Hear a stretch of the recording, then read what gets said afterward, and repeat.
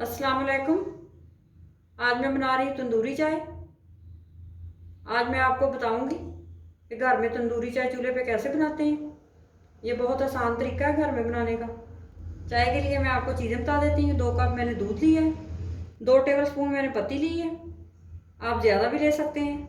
2 table spoon मैंने चीनी ली है, चीनी आप अपने टेस्ट के हिसाब से ले सकते हैं। 4 अदद मैंने छोटी इलायची ली है, 1 कप मैंने पानी लिया है।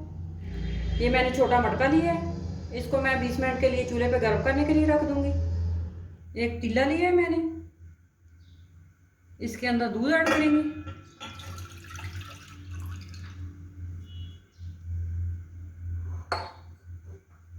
साथ ही मैं पानी ऐड कर दूंगी। अब दूध को बॉयल करेंगे। दूध को उबाला आ चुका है। अब इसके अंदर इलायची डालेंगे।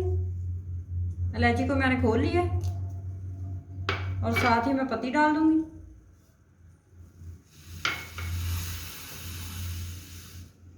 इसको इस तरह से फेंट देंगे। इस तरह से चाय को पकाएंगे। चाय को मैंने अच्छी तरह पका ली है, इसका कलर निकल आया है। अब इसके अंदर मैं चीनी ऐड करूंगी और चीनी को भी हल्का सा पका लेंगे।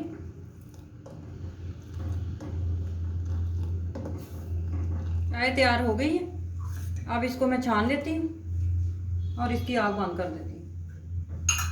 चाय मैंने छान ली है। अब मैं इसको गर्म मटके में डाल देती हूँ।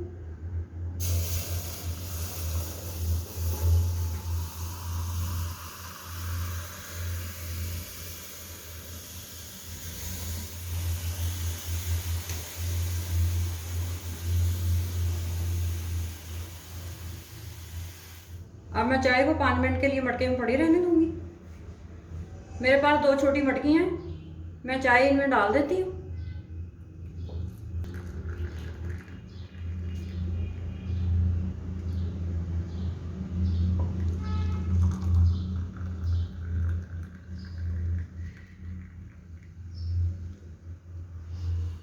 ये चाय बहुत ही मज़ेदार बनती है।